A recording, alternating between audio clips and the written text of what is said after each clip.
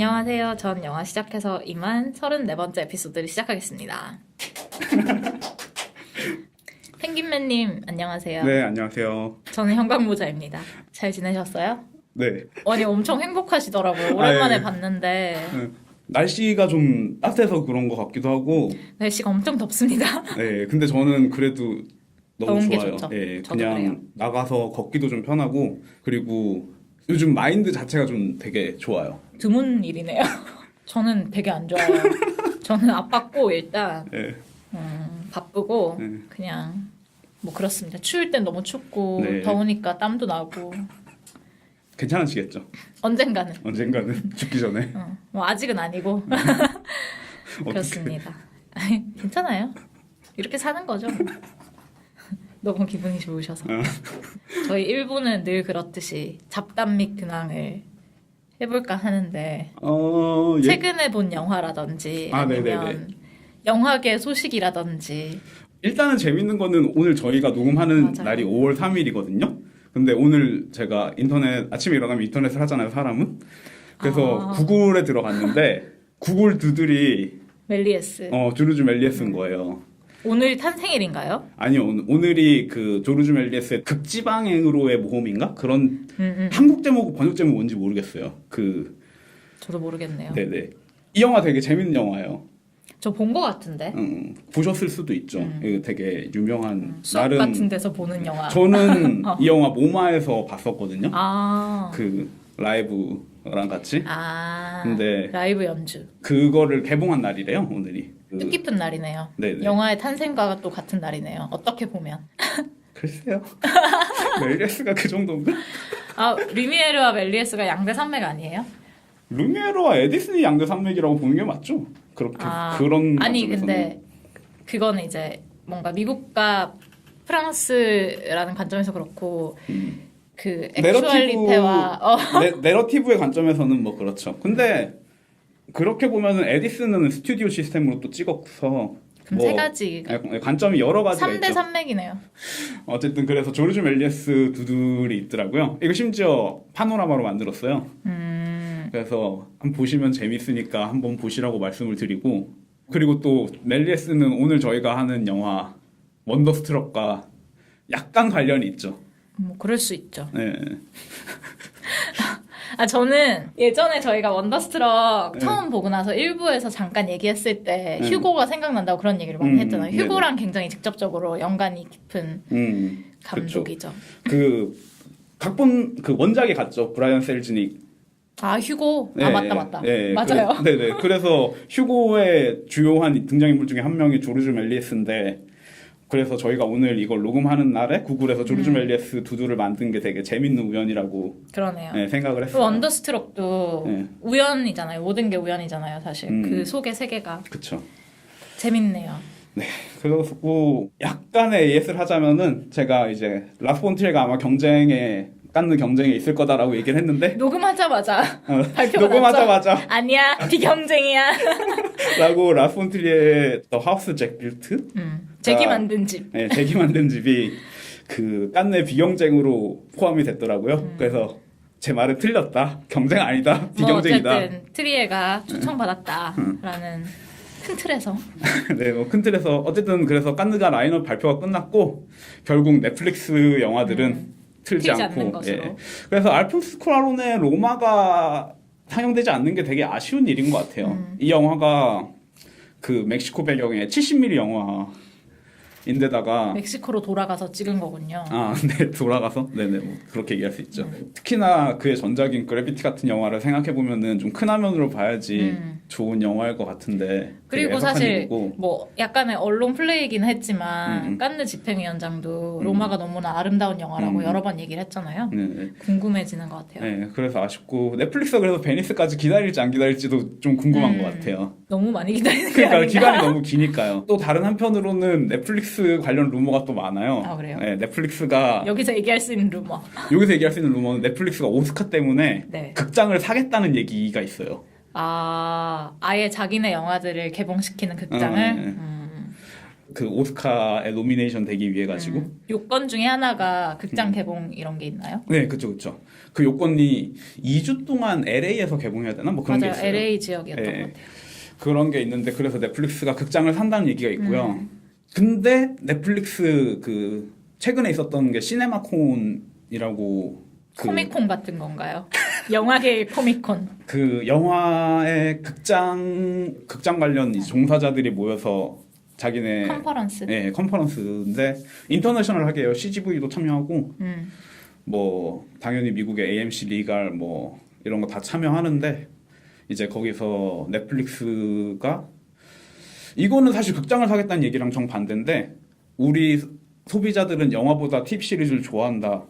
그래서 영화보단 TV 시리즈 앞으로 주력할 생각이다라고 얘기를 했어요. 그래가지고 뭐 그렇다고 영화를 안 하는 건 아니죠. 그쵸. 안 하는 건 아닌데 좀 더 TV 시리즈에 전과는 달리 집중할 생각이다라고 얘기를 해가지고 그럼 극장 산다는 루머는 그냥 뻥인가 싶기도 하고 모를 일이죠. 돈은 네. 많으니까. 그죠. 돈은 많으니까 모를 일이죠. 어쨌든 TV에 좀 더 집중하겠다고 얘기를 했고 그 외에 무비 패스도 엄청 진통이 많았죠. 아 맞아요. 지금 저 엄청 낙담해 있었어요. 무비 패스가 네. 약간 부정행위 방지 차원에서 이제 같은 영화를 두 번 못 사게 하는 정책을 시행했잖아요. 네네네. 그래서 실제로 앱을 업데이트했더니 너 이 영화 봤어라고 얘기를 하더라고요. 그러니까 네네 그쵸.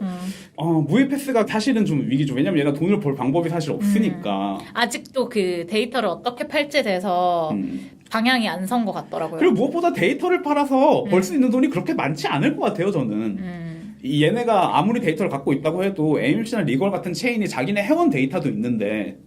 그쵸. 그리고 자기네들 그냥 판매 데이터가 있잖아요. 네, 그래서 물론 이제 거기서는 데모그래픽 같은 게 나오진 않겠지만 얼마나 희망적인가라는 생각도 들고 별로 희망적이지 않고 제가 봤을 땐 솔직히 무엇보다도 극장 체인에서 그냥 자기네 회원제도 개선하면 그만이거든요.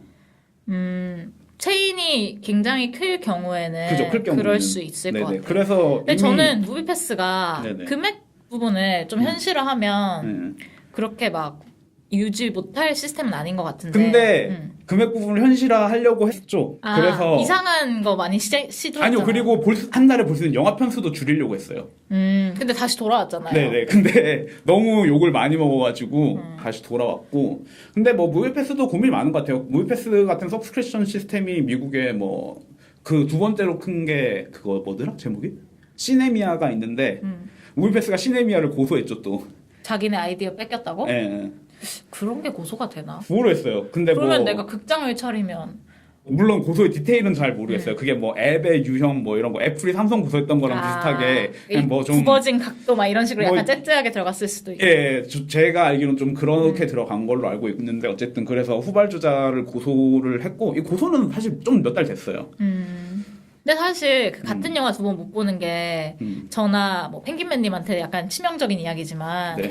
그게 그들 입장에선 좀 뭐랄까 현실적이긴 해요. 왜냐면 그들이 이제 그 내세운 거는 가족들이 이제 하나만 가입해서 돌려본다든지 아니면 자기가 본 영화를 사서 이제 그걸 주변에서 싸게 판다든지 그런 식의 문제가 생겼다라고 얘기를 했는데 그런 것도 뭐 충분히 있을 수 있는 얘기긴 하죠. 뭐 있을 수 있는 얘긴데 그래서 뭐 한 가족이 돌려보면은 그 양이 얼마나 되려나 싶기도 하고 물론 모든 가족이 돌려보면 문제가 되죠. 저는 그 뭐 그렇게 크리티컬하지 않을 것 같아요. 뭐 어쨌든 그런 일이 있었고요. 이거는 또 근데 그게 저는 재밌었던 게 결국 얘네들이 데이터를 봤을 때 같은 영화 여러 번 본 사람이 많았다는 거잖아요. 그렇죠. 그런 게 되게 재밌는 것 같아요. 사람들이 돈만 안 들면 같은 영화 계속 보고 싶어 한다는 거죠. 그러니까 극장에서. 그거를 무비패스가 지금 사진도 표 찍어야 되잖아요. 아, 맞아요. 저는 그걸 3달 전부터 해왔거든요. 아, 베타? 저도 한 2달 된 것 같은데. 근데 제 생각엔 그걸 같은 영화를 계속 봐서 그런 건가 싶기도 해요. 그래서 선택이 됐나 싶기도 해요. 그런 건가?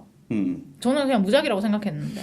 왜냐면 제 친구들 중에 무비패스 쓰는 애들이 아무도 그걸 안 하고 있더라고요. 그래서 전 또 억울했죠. 그러니까 나도 한 3달 전부터 하고 있어가지고 약간 그리고 억울했는데. 그 이메일이 왔을 때 처음 왔을 때부터 이게 시작이 됐는데 그 이메일 안 읽어본 사람들도 많잖아요. 뭐 말이 많으니까.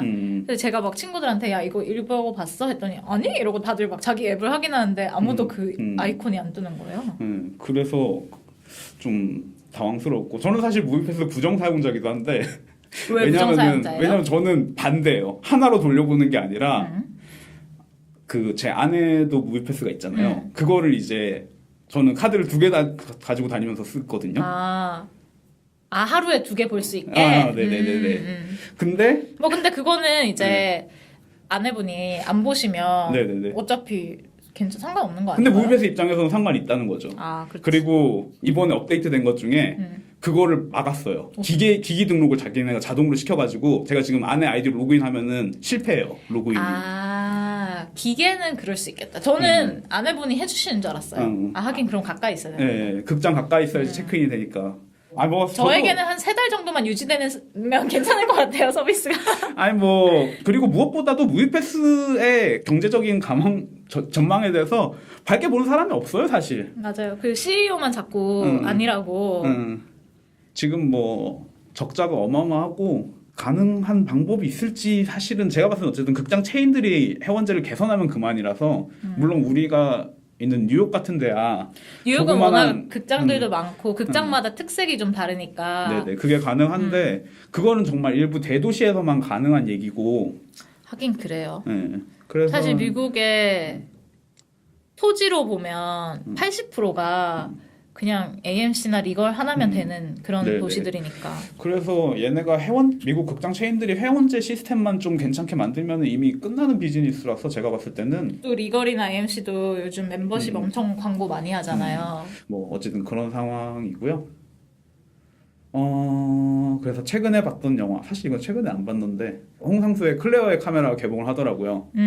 이참에 그냥 좀 얘기를 하면은 일단은 클레어의 카메라는 홍상수의 영화가 전체적으로 소품스러운 면이 있음에도 불구하고 특히나 소품이죠. 굉장히 임프로바이즈된 느낌이 강한 영화라는 생각이 들었어요. 네네. 그래서 이 영화는 애초에 2016년에 칸 영화제 당시에 그냥 찍은 영화고 짧은 기간 머무르면서 네. 그리고 그 이야기 자체도 사실 그 영화제랑 관련이 있죠. 김민희 배우가 영화사 직원이죠. 네네. 그 만희라는 이름으로 나와서 민희가 만희로 나오는 칸 영화제 기간 동안 알 수 없는 이유로 해고를 당하고 너 되게 진실하지 않다는 얘기를 들으면서 사람이 진실하지 않은 것 같아 이러면서 그래서 해고 통지를 받고 그런 다음에 이제 클레어를 만나면서 겪는 얘기인데 저는 이 영화가 되게 홍상수 감독의 영화에서 되게 재밌는 분기점이라는 생각이 들었어요. 그 기존의 작품에서 좀 상대적으로 반복의 구조가 되게 선명하고 했는데 클레어의 카메라는 이제 그 반복의 구조가 클레어의 카메라 정말 클레어가 사진을 찍는데 네네네 그런 걸 기점으로 되게 혼란스럽게 배치가 돼 있고 그래서 어찌 보자면 조금은 불친절해진 맞아요. 것 같은데 근데 그 얘기를 하잖아요. 클레어가 극중에서 사진을 찍으면 사람이 변한다고. 넌 다른 사람이 되는 거야. 네네. 그런 면에서 오히려 자기 영화에 대해서는 더 선명하게 드러내고 있고 그리고 이 영화 자체가 저는 클레어의 카메라 자체가 사실 대단한 영화라고 생각하진 않는데 이 영화를 보고 나서 느꼈던 건 홍상수가 자기 영화가 변화하는 과정 자체를 선보이기도 한다는 생각이 들었어요. 이미 그 자기의 반복의 구조는 밤의 해변에서 혼자로 거의 완성된 것처럼 보이고 이런 맥락에서 이제는 다시 자기 영화를 좀 변형시킬 때가 왔다고 생각이 들고 그런데 생각해보면은 보신 분들은 이미 클레어의 카메라 이후에 만들어진 그 후를 봤죠. 그래서 그 후를 생각해보면은 그 후가 한국에서 개봉을 먼저 했나요? 네네 먼저 했죠. 클레어 카메라는 지금 가면 개봉하는데. 그러네. 네, 그래서 당연한 소리. 한국에서 뭐가 개봉했는지 잘 몰라가지고. 그 후도 시간 순서로 봤을 때 훨씬 더 복잡한 맞아요. 구조를 보여주고 좀 있고. 뒤죽박죽으로 보여주죠. 예, 그런 면에서 이제 클레어 카메라 자체가 홍상수 영화의 분기점으로서 홍상수 영화를 팔로우하던 사람이라면은 그 명확하던 챕터가 네. 사라졌죠. 네네네 그런 홍상수가 앞으로 뭘 하려고 하는지 짐작해 볼 수. 짐작해 볼 수 있는 작품이라서 흥미로웠어요, 보는 것도 괜찮다고 생각이 들고요. 특히 그 후 같은 경우는 영화를 어쨌든 다 보면 시간 구조가 좀 명확히 보이는 편인데 클레어의 카메라는 그래도 이해되지 않는 부분들이 많아요. 네네. 인물들이 하는 얘기가 우리가 보는 화면과 모순된다든지. 네 맞아요. 그런 것들이 좀 재밌었던 것 같아요. 네네. 그리고 또 그 후 같은 경우에는 흑백으로 찍었는데 사실 홍상수 감독이 흑백 영화를 찍긴 이전에도 찍었지만 많이 안 찍었는데 흑백인 점도 재밌고 그렇게 변화했다는 점도 재밌는데 그 다음 영화인 그 베를린에서 들었던 플립들도 흑백 영화이기도 하고 그런 면에서도 클레어의 카메라가 분기점으로 뭔가 보여주는 게 있다는 생각이 들고 예전에는 북촌 방향 정도밖에 한두 편 더 있었던 것 같은데 한 두세 편 정도 될 거예요. 저 잘 기억이 안 나는데 아, 그 너무 많이 찍어서 기억이 안 나요. 잘 알지. 저도 사실 기억이 잘 안 나요. 어쨌든 그렇고요. 그래서 호응하는 지점이 있고 다른 한편으로 또 홍상수의 주제들은 그래도 여전해요. 그 맞아요. 어쩌면 만약의 세계 지금 그 이 순간의 시간과 장소에 따라서 변화하는 그 가능성의 이야기들은 여전하고 그런 면에서도 재밌죠. 그게 사실은 에릭 로메르와 홍상수를 연결시키는 지점인데 클레어의 카메라라는 제목 자체도 사실 로메르의 영화가 생각나게 하는 그 에릭 로메르의 클레어의 무릎을 생각하게 하는 제목이고 그런 점에서 왜 홍상수가 원씬 원컷으로 찍는지 예를 들면 홍상수 같은 경우에는 왜 자기가 주문하고 펜을 하느냐에 대해서 컷을 하면 안 되기 때문이라고 컷을 하지 않기 위해서라고 그런 질문을 하는구나. 그렇죠. 아. 그래서 컷을 하지 않기 위해서라고 얘기를 한 적이 있고 그런 점에서도 왜 지금 여기인지랑 그 세계랑 맞닿는 지점이죠. 그래서 홍상수에게 관심이 있다면은 보는 게 좋은 영화이고 브릿지 같은 영화라는 생각이 들고 되게 짧아요. 80분? 플립들도 70분? 그리고 60 몇 분, 맞아요. 60 몇 분인데 플립들은 더 짧더라고요. 플립들도 60 몇 분이에요. 아, 클레어도 60 몇 분이에요? 그랬구나. 네네네. 어쨌든 그래서 영화가 좋고 나쁘거나 상관없이 홍상수에 대해서 되게 잘 말해주는 영화라는 생각이 들어요. 뭐 저는 그냥 재밌게 봤었던 것 같아요. 저는 그 재밌게 봤는데 영화 자체가 재밌다기보다는 그냥 홍상수라는 사람에 대해서 더 재미를 느꼈던 것 같아요. 이 영화를 보면서. 그렇고요.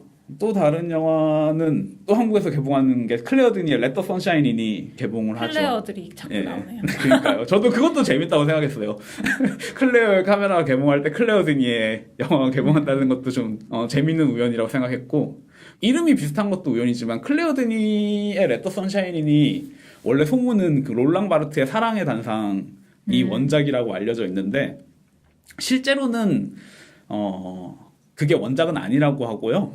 그냥 그런 소문이 있고 그냥 약간 영감을 받은 정도? 영감도 아니고 그냥 뭐 유사한 점이 있다 뭐 이 정도 느낌인 것 같은데 저는 근데 사실 그것 때문에 되게 이 영화가 궁금했거든요. 왜냐면 사랑의 단상이라는 책이 각색하기에 되게 어려운 책인 그 상상이 안 되는 책인데 그걸 어떻게 만들었을까 궁금했는데 그 사랑의 단상이 원작은 아니라고 하더라고요. 근데 그 사랑의 단상도 사실은 그 클레어의 카메라처럼 그 롤랑 바르트의 작업에 있어서는 되게 변곡점에 있는 책이고 그런 점도 재밌다고 생각을 했었고 이 영화는 뭐 줄리엣 비노시가 이자벨이라는 이름으로 출연하는 이야기고요. 클레어의 카메라에 이자벨 빅테르가 나오듯이. 그러니까요. 그런 것도 재밌네. 재밌죠. 예. 그러니까 이런 되게 이상한 우연들이 있어요. 이 두 영화에는. 그 줄리엣 비노시가 이자벨이 진실한 사랑을 갈구하지만 도저히 만나는 게 쉽지가 않아요.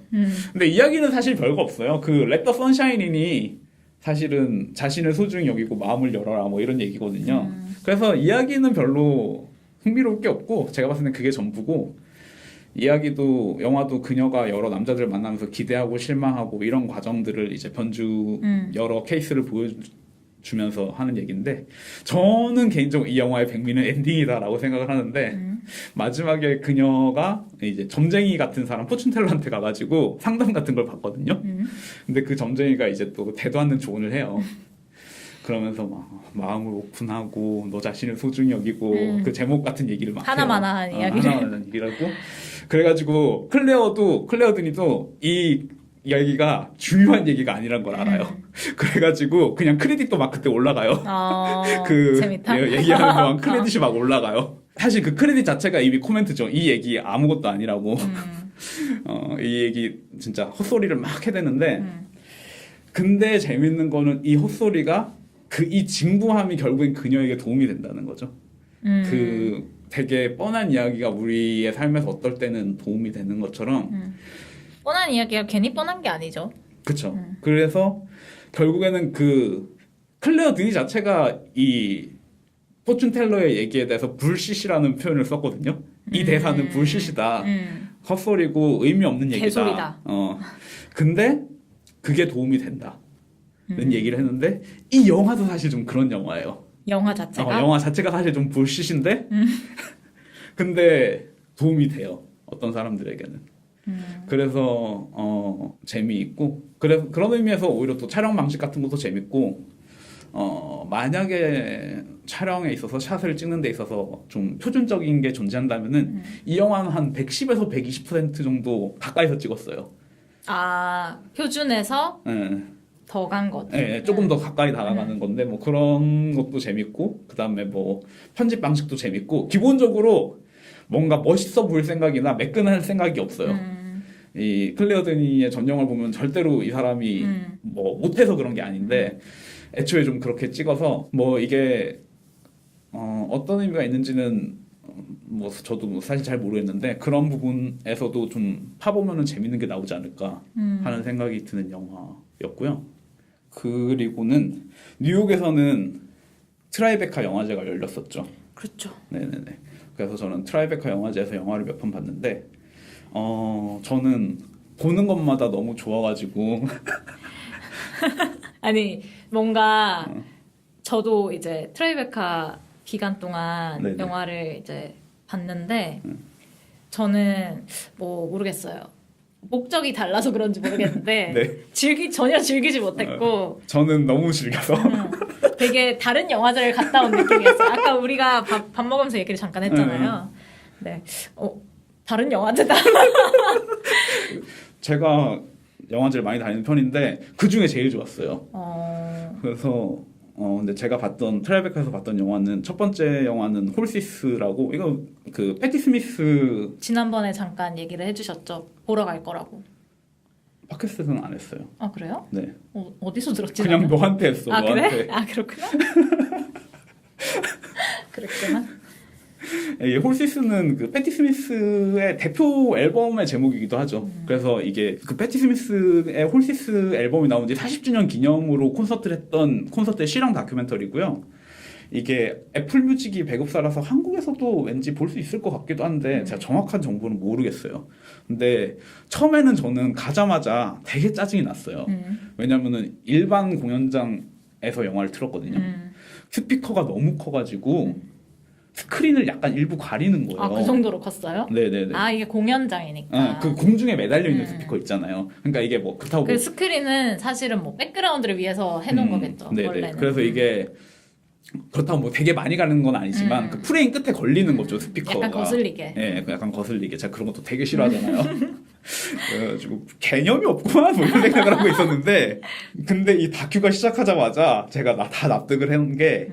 이게 그 스피커가 없었다면은 이 영화가 대단한 영화라고 생각하지 않는데 저는 이게 진짜 제 인생의 경험이라고 생각할 정도의 경험이었는데 첫 번째로는 첫 곡이 나오는데 정말 스크린에 있는 이 이미지들이 실물인 것 같은 거예요. 소리가 너무 좋아서 그래서 마치 내 앞에서 부르고 있는 것 같은 느낌을 받고 그리고 또 객석에서 호응하는 소리 같은 게 들리는데 이게 단순히 관객이 호응하는 소리일 뿐만이 아니라 그 공연장에 있던 소리가 마치 내 옆에서 들리는 것 같은 그래서 진짜 약간 이 영화라는 그림자가 살아서 움직이는 것 같다는 생각이 들어서 되게 신기한 경험이었고 홀린 기분이었는데 이게 또 영화가 끝나고 그 패티 스미스의 실제 공연이 이제 추가로 있는 상영인데 처음에 제가 크레딧 올라가는데 갑자기 이제 뒤에 그 영화 스크린이 반투명이잖아요.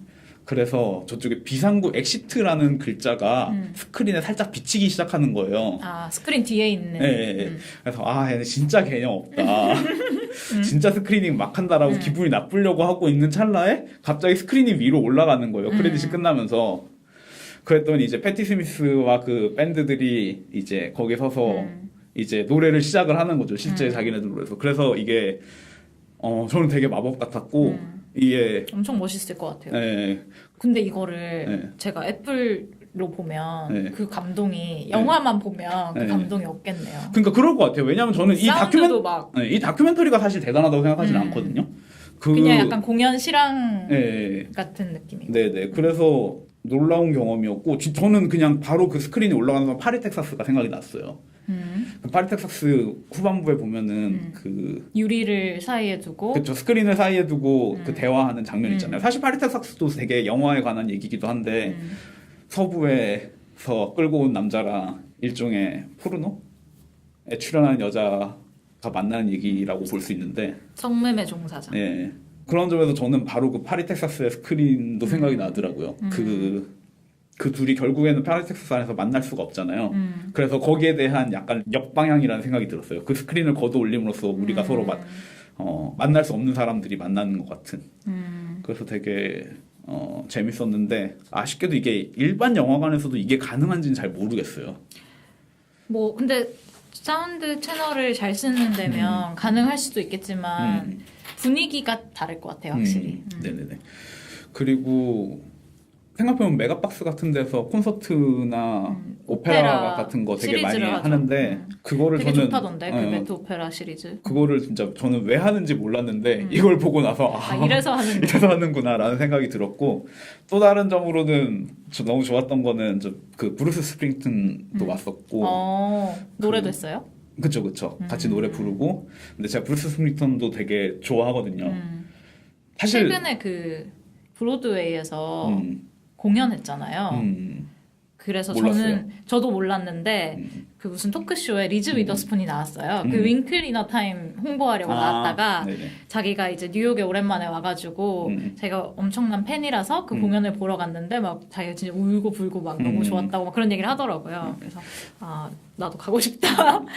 특히나 브루스 스프링턴 같은 경우는 저는 이 가수를 원래 좋아했다기보다는 사실 레슬러 때문에 좋아하는데 데런 아로노프스키의 레슬러의 데런 아로노프스키 작품 중에 제일 좋아하시는 예, 그쵸 제일 좋아하는 작품이죠. 어쨌든 그 레슬러의 그 곡을 너무 좋아해가지고 되게 뜻깊은 거네요. 저는 이제 그 트라이베카 부클렛으로만 스케줄을 확인해가지고 없는 거예요. 그때 그 펭귄맨님이 티켓 산 거 얘기할 때 패티 스미스 얘기를 했는데 아무리 봐도 없는 거예요. 그래서 뭐지? 라고 생각했었거든요. 근데 그게 그 부클렛이 없어요? 부클렛은 없었던 것 같아요. 왜 없지? 그게 그냥 약간 특별 특별 상영이라서 같은 그냥 거라서. 프로그램이 근데 그래도 사실 그래도 있는 게 맞는데 뭐 뒤늦게 추가됐는데 이걸 못 넣었다든지 그럴 수는 있을 것 같아요. 아무튼 그래서 제가 그걸 못 봤거든요. 그렇구나. 어쨌든 되게 재밌는 경험이었어요. 그 객석에서도 사람들이 앉아가지고 막 몸을 흔들고 귀엽고 막 영화 보면서 사람들 소리 지르고 공연장에 간 것처럼. 네, 그래서 되게 재밌는 경험이었었고요. 또 다른 거는 이제 저는 트라이베카에서 봤던 것 중에 그 시네마 360이라고 그 파노라마 영화들 360도로 보는 영화들을 봤는데 저는 사실은 기술의 발전에 대해서 특히 영화의 변화에 대해서 저는 좀 보수적인 입장이라 가지고 이런 거를 되게 솔직히 말하면 좀 무시하는 편이에요. 전 3D 영화도 되게 무시하는 편이고 그리고 저는 뭐 현재의 영화는 다르지만 저는 제가 뭐 무성 영화 시대에 갔으면 유성 영화 싫어했을 것 같고 그냥 보수적인 거죠, 뭐. 보수 관객인 거죠. 근데 그거랑은 좀 달라요. 그러니까 보수적이라서 그럴 수도 있는데 무성 영화 때 영화랑 현대 영화는 아예 종류가 다른 영화라고 생각을 해요. 저는 매체가 다른 매체로 사실 생각을 하고 왜냐하면은 무성 영화 시대는 사운드가 사운드 완전히 없는 건 아니지만 어쨌든 기본적으로 음악이라든지 연주를 통해서 효과음을 넣기 때문에 그 당시의 표현법이랑 지금의 표현법이 분명히 저는 다르다고 생각을 한. 그리고 음악이 반드시 영화에 포함되는 게 아니잖아요. 네네네. 그래서 실제로 이제 음악 같은 경우에 영화에 일부러 보기 힘든 경우도 많았고. 어쨌든 그래서 저는 이미 매체가 한번 바뀌었다고 생각을 하고 그러면서 어쨌든 기술에 대해서 좀 회의적인 편인데 그리고 특히나 제가 그거에 관심 갖고 찾아보지도 않아요. 왜냐하면 이게 제가 알아야 될 때는 이미 퍼졌을 때 알아도 늦지 않는다고 생각하는 점도 있고요. 사실 기술이라는 거는 좀 그런 면이 있죠. 얼리 어답터가 되면 돈만 많이 쓰는 면이 있다고 저는 생각을 하기 때문에 뭐 이것도 제 성격이긴 하겠지만 그래서 뭐 별로 관심이 없는데 그 테렌스 멜릭이 그 360도 파노라마 영화를 찍은 게 있어요. 제목이 투게더인데 사실 그래서 파노라마 영화를 보고 싶었다기보다는 테렌스 멜릭이 궁금해서 이거를 갔었어요. 근데 오큘러스 같은 거 쓰고 보는데 너무 신기하더라고요. 반에서 돌아왔다는 후문이. 아, 그러니까 저는 진짜 충격받았어요. 사실 첫 영화에선 되게 실망했어요. 제가 이거 세 편을 봤는데 하나는 2분 9초라는 영화고 이 영화는 2분 9초짜리인가요? 모르겠어요. 그건 관심도 없어 그냥. 근데 이 영화는 저는 별로였고 왜냐면 이 영화가 그냥 종말에 관한 영화예요. 그래서 종말에 관해서 얘기를 하면서 360도로 이제 세계가 종말하고 있고 비행기 떠가지고 피난하고 본격 뭐 종말이네. 폭발 막 여기저기서 일어나는데 가운데 사람 둘이 서가지고 이제 이 사람들은 피난 갈 수 없는 거죠. 그러면서 왜요? 돈 많은 사람들은 도망가고 아. 돈 없는 사람들은 남아 있는 건데 그래서 이 사람들이 그 더 이상 쓸모 없어진 지폐를 공중에다 뿌리면서 두 연인이 마지막을 함께하는 뭐 그런 슬픈 얘기예요. 뮤직비디오 같은 이야기네요. 그렇죠. 근데 이 영화는 중국어인데 애초에 글러먹은 게 자막이 고정돼 있어요. 그래가지고 뒤를 돌면 내가 뒤를 돌면 자막을 볼 봐요? 수가 없어요. 그건 좀 이상하다. 너무 이상하죠. 말도 안 되죠. 그래서 근데 고민은 많았겠네요. 자막을 그렇다고 막 계속 이렇게 뿌려놓기. 근데 다른 레이어로 하면은 예를 들어서 근데 테렌스 멜릭이나 제가 뒤에 본 영화들은 아예 그 화면에 고정될 수 있게. 아니 메뉴 같은 거 하면 그런데 테렌스 멜릭 같은 경우에는 뭐 그러니까 여기저기다 배치를 했어요. 그러니까 그러니까 확실히 좀 제가 봤을 때 고민이 없는 영화고 자막 위치도 애매하고 그냥 이게 360도라는 것 외에는 의미가 없어요. 제가 느끼기에는. 그래서 사실 들어가자마자 엄청 실망을 했어요. 역시나 이건 뭐 별게 아니야 라고 생각을 했는데 테렌스 멜릭 영화를 딱 보는 순간 이건 다르구나라는 생각이 들더라고요. 무엇보다도 카메라의 무빙도 있고 가장 놀랬던 거는 컷이 되게 가감해서 우리가 흔히 이런 VR 기계 같은 걸로 쓰고 보는 화면이 시점샷에 사실 가까울 수밖에 없잖아요. 내가 그렇죠. 고개를 돌림에 따라서 시점이 이동하는 거니까 사실 현실의 시점인데 이게 단순히 현실의 시점이 아니라 렌즈를 어떻게 사용함에 따라서 시점인데 시점이 아닌 것 같은 화면도 만들어내고 또 두 명이서 서로 춤을 추는 일종의 댄스 필름인데 그래서 좀 렌즈를 좀 망원에 가까운 렌즈를 사용하면은 한 명은 다른 사람은 볼 수가 없어가지고 내가 선택을 해야 되는 순간도 오고 선택을 한다는 건 어떤 말이에요? 무엇을 뭘 뭘 볼지 선택해야 되는 순간도 오고 그런 게 묘미일 것 같아요. 네, 그래서 저는 이거 되게 뭐가 있긴 있구나라는 생각을 하면서 봤고 마지막에는 좀 뻔하게 끝나는데 제가 아까 방금 얘기했지만 그래비티처럼 그 우주에서 마지막에 끝나요. 그래가지고 내가 360도로 이제 공허한 우주에 둥둥 떠 있는 기분을 주는데 뭐 그렇게 재미있는 컷이라고 생각하지 않지만 그럼에도 불구하고 신기하긴 해요. 어쨌든 간에 이 매체에 대해서 고민을 많이 해서 쓴 이야기라는 느낌이 네, 공중에 떠 있는 느낌도 들고 실제로. 근데 그러고 나서 이게 괜찮다라는 생각을 했는데 세 번째 본 영화 제일 좋았어요. 세 번째 본 영화는 The Last Chair라는 영화였는데 이 영화는 컷의 느낌에서는 원심 원컷이기 때문에 테렌스 멜릭이랑 포커싱 하는 부분이 달라요. 이 영화는 오히려 그 사람 옆에서 지켜본다는 거에 되게 초점이 맞춰져 있는데 이 할아버지의 일상을 보면서 이 할아버지가 밥 먹을 때 카메라가 테이블의 맞은편에 가 있고 그래가지고 컷이 바뀌면서 그 할아버지 밥 먹는 장면이 나오면 내가 깜짝 놀래요. 나도 같이 밥 먹어야 될 것 같아요. 같이 테이블에 앉아있는 느낌이에요? 그 느낌이 굉장히 강렬해요. 신기하다. 네, 그리고 뭐 이 할아버지가 운전하는 장면 같은 건 조수석에 타서 앞에 가는 차에 보는데 정말로 내가 차를 타고 같이 가는 것 같고 특히나 마지막 컷에서는 이제 드론샷 같은 걸로 이제 멀리 사실 영화로 치면은 되게 뻔한 샷이죠. 가까이 있다가 점점 공중으로 뜨면서 멀어지는 샷이라서 아무것도 아닌데 진짜 내가 이동하는 느낌이 들어서 그런 거. 그쵸. 그게 저는 별거 아닐 줄 알았는데 생각보다 실감이 많이 났군요. 그쵸. 너무 강렬해서 기존의 영화의 컷들보다 그 느낌이 수배 더 강렬하게 오더라고요.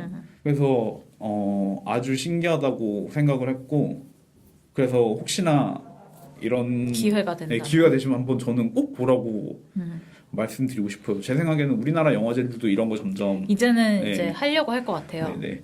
하기 시작할 거기 때문에 혹시 저처럼 이런 거 기술을 약간 무시하시면 너무 무시하시지 마시고 보는 것도 괜찮겠다. 저는 진짜 깨달음을 얻으셨군요. 네, 너무 재밌었어요.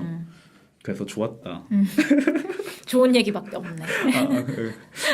그리고 그 외에 봤던 영화들도 사실 최근에 봤던 영화들 다 너무 좋았는데 하나만 더 얘기하면은 저는 그걸 봤어요. I'm Not a Witch를 봤는데 그것도 되게 좋아요. 네, 잠비아가 배경인 영화인데 되게 재밌는 우화예요. 이게 현실적이지 않은 얘기인데 굉장히 현실을 다루고 있는 영화인데 어느 날 한 소녀가 마녀라고 신고를 당하는 거예요. 그래서 경찰서에서 진짜 또 어이없는 사건 들어왔네 라고 하면서 이 여자애를 불러요. 그래서 너 마녀니? 라고 하는데 마녀가 없는 세상인 거죠. 근데 마녀가 없는 세상인데 문제는 이 시스템상 마녀가 존재하는 곳이에요. 이 영화 안에서 등장하는 마녀들은 옷에 끈이 달려 있어요. 그래서 그 끈이 실타래처럼 생겨가지고 트럭 같은데 그 실이 매여져 있어요. 이 마녀들이 날아가지 못하게. 그럼 실제로 마녀인 거네요? 근데 이 영화 안에서 실제로 마녀는 아닌 거죠. 그러니까 뭐냐면은 이게 관광 상품이에요. 잠비아의? 네. 근데 이게 제 생각에 실제 잠비아가 그렇진 않은 것 같고 이 감독이 우화로 만든 것 같아요. 제 생각에는. 이거는 저도 팩트 체크를 못 해봤는데 제 생각에는 이게 실제는 아닐 것 같아요. 이 사람이 만든 컨셉인 것 같아요. 그러니까 이게 그런 거 있잖아요. 관광 상품으로 전통을 팔잖아요. 그쵸. 그러니까 뭐 한복 입고 뭐 하기 이런. 그러니까 이 잠비아라는 곳에서 가상으로 마녀라는 관광 상품을 만들어낸 거죠. 그래서 이 사람들이 우하다 보니까 좀 세요. 우리나라로 치면은 그냥 문화재 이런 걸 텐데 이제 여기서는 국가의 소유물인 거예요. 노예처럼. 그래서 국가의 관광 상품인 거예요. 이 사람들이. 그래서 어떻게 선정되나요? 근데 이제 재판상 마녀가 나오면 되는 건데 문제는 이 소녀가 자기가 마녀가 아니라 부정을 안 해요. 그냥 묵비권을 지키거든요. 그래서 경찰이 골치 아프다 그러고 위에다가 전화를 하는 거죠. 그랬더니 정치가가 신나가지고 부정을 안 했어? 새로운 마녀가 생겼어. 그러면서 마녀 수급에 어려움을 겪고 그쵸. 있었구나. 더 이상 그러니까 거기 이 소녀 빼고 다 되게 할머니들이에요. 그래서 더 이상 마녀가 없는 사회인데 이 소녀가 마녀가 됨으로 인해서 생기는 얘기인 거죠. 그러면서 이제 그 사회 편견 같은 거 마녀라고 마녀이기 때문에 가지는 편견 그리고 권리의 박탈. 네, 그리고 관광객들이 보러 오고 이 마녀라는 게 시스템 안에 녹아 있는 이야기인 거라서 되게 재미있고 신선하네요. 네, 이야기의 측면에서는 저는 근래 본 영화 중에 제일 특이하고 재밌는 이야기라는 생각이 들었어요.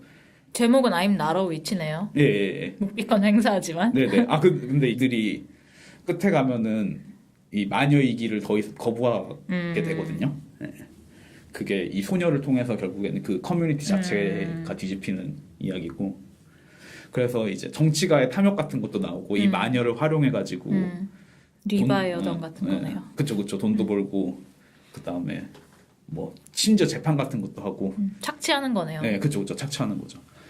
그래서 아주 재밌는 이야기라고 생각이 들고, 네 일단은 이 정도. 네네. 저는 지난 2주간 새로 본 영화는 다 트라이베카 영화제 영화들이었는데 몇 개만 얘기를 하면 이건 넷플릭스 다큐멘터리 중에 하나인데 그래서 곧 왠지 볼 수 있을 것 같은 건데 더 레이첼 디바이드라는 다큐멘터리가 있어요. 근데 네네.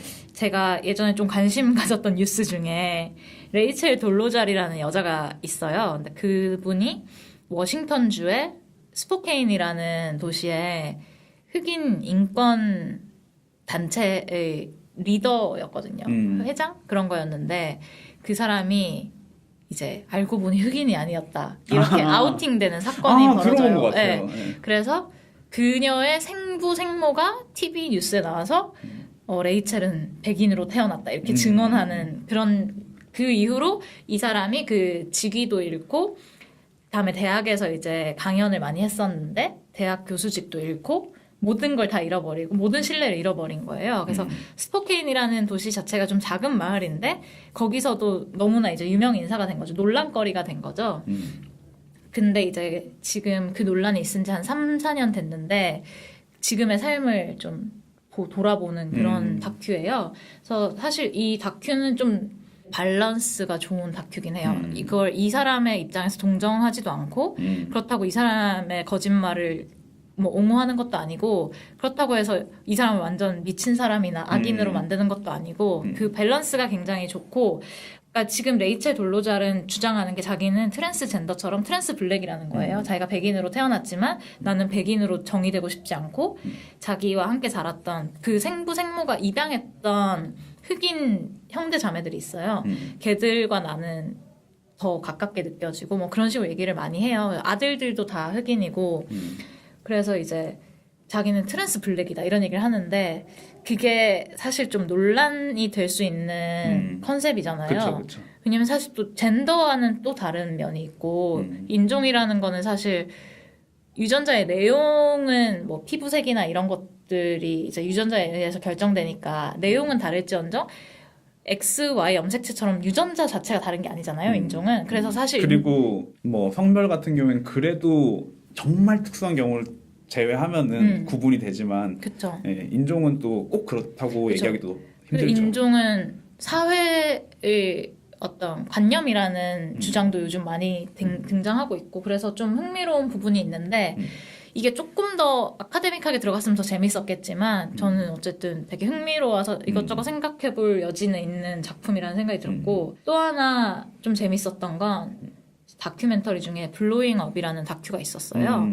이게 재밌는 거는 이제 퀸즈 지역에 있는 실험적인 법원이에요. 그래서 이 법원에서 하는 일은 뭐냐면 그 주변 퀸즈나 브루클린 쪽에서 그 성매매를 하는 사람들을 경찰이 급습을 해서 이제 다 잡아오면 그 사람들에게 유죄 무죄를 물어보면서 유죄 무죄 대신에 제3의 선택지를 주는데 그게 뭐냐면 어떤 이제 비영리 단체에서 약간 수업 같은 걸 듣고 그걸 다 이수하면은 그냥 이 기소가 불기소가 되는 그런 거예요. 그래서 그 이 다큐가 따라가는 그 인물군이 두 그룹인데 흑인 성매매 여성들 주로 되게 어린 고등학생들이랑 그다음에 중국에서 건너온 이민자 성매매 여성들인데 그 사람들은 사실 이제 뭔가 유죄를 선고받거나 아니면 선고받지 않더라도 자기가 무죄를 주장해서 그게 법원까지 가서 긴 법정 싸움을 하게 되면은 삶에 엄청난 타격을 입는 사람들이잖아요.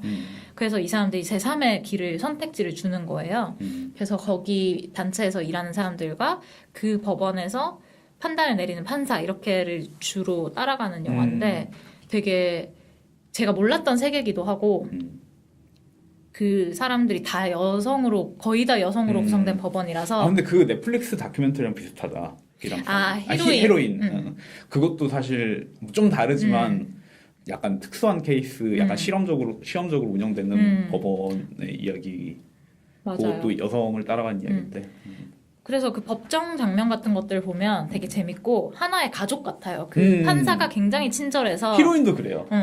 막 그 잡혀온 사람들한테 오늘 기분 어때? 막 물어보고 너 이거 다 이수했네 이러면서 짱 막 이러면서 맞아. 되게 분위기가 좋고 그 다음에 좀 재밌었던 게 거기 관련된 사람들이 하는 얘기가 경찰 인력이 다 이제 자원인데 이런 것들이 그 말단에 있는 여성들을 잡는데 허비되고 있고 실제로 포주나 그 위에 그 사람들을 인신매매죠 일종의 뭐 물론 자기들이 이제 성매매에 동의를 했을지언정 그 인신매매를 하는 시스템 자체를 겨냥하지 않고 있다라는 얘기를 하는데 자기가 자의로 했다 하더라도 어쨌든 시스템의 굴복이라고 생각할 수 있으니까. 뭐 다른 선택이 있었다면 다른 일을 할 수도 있는 건데 아무튼 그래서 이걸 보면서 좀 기분이 되게 좋아지더라고요. 그래서 그런 부분이 좀 재밌었던 다큐멘터리 블로잉 업이라는 게 있고 그다음에 제가 봤던 그 내러티브 영화는 3편이었는데 그 중에 2편이 레이디버드인데? 라고 생각했었어요. 그래서 근데 이번 트라이베카 영화제 자체가 좀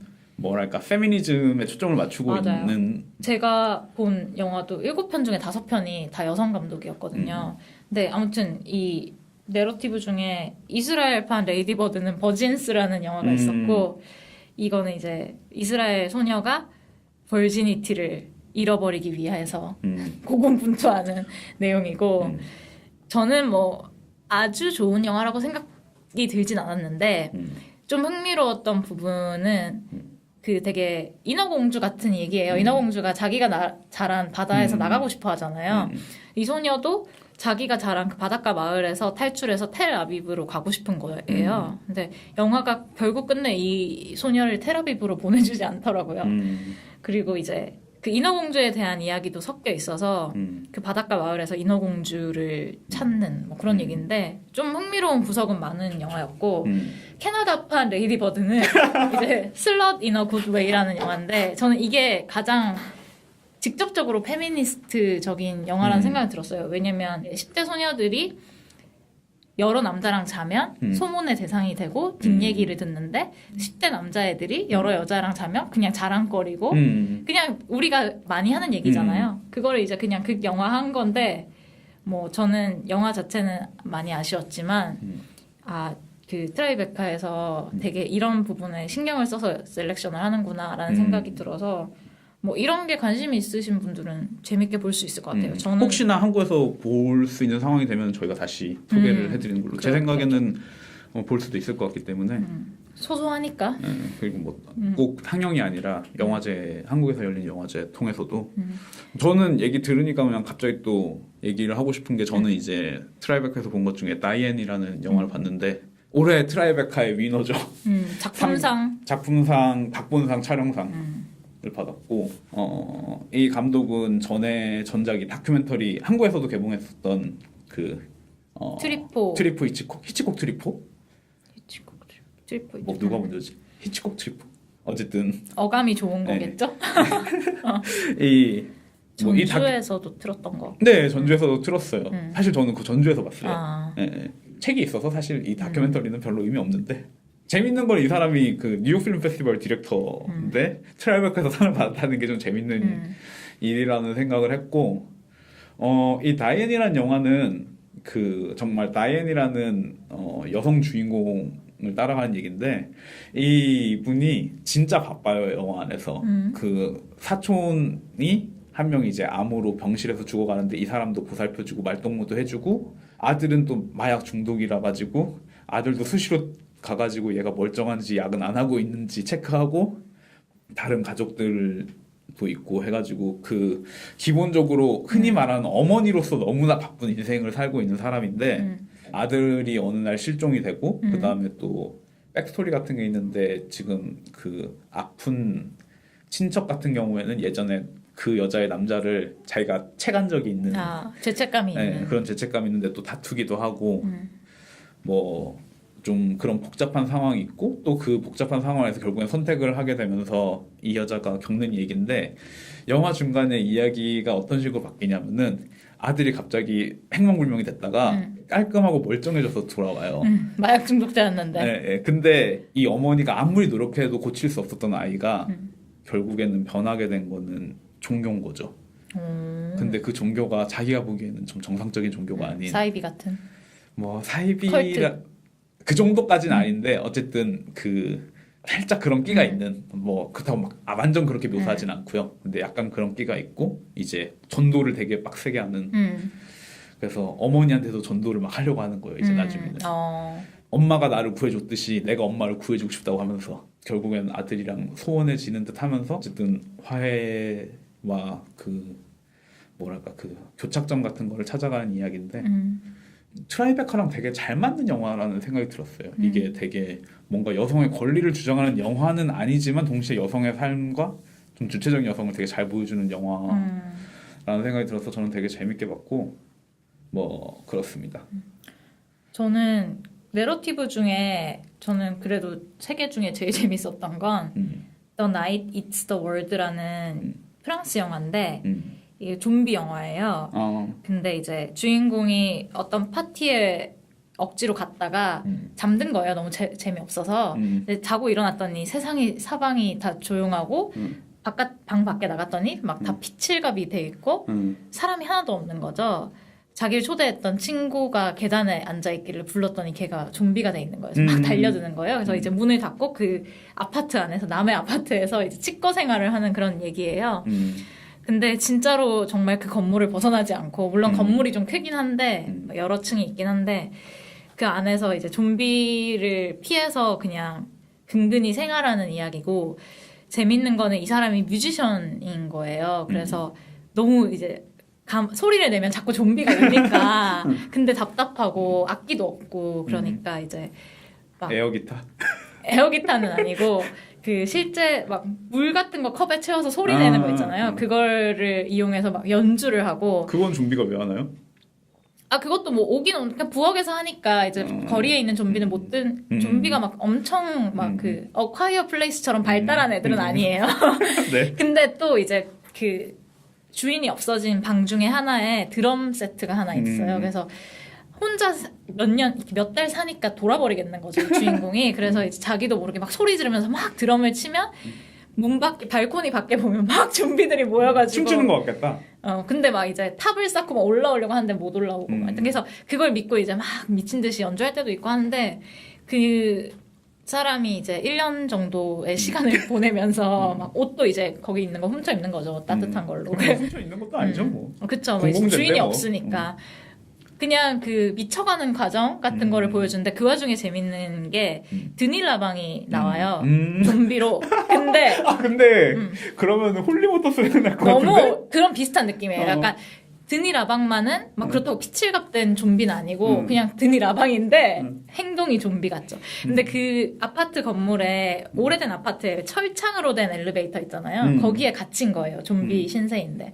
그래서 밖으로 어차피 못 나오니까 처음에 주인공이 이제 가다 놨다가 애완동물이네.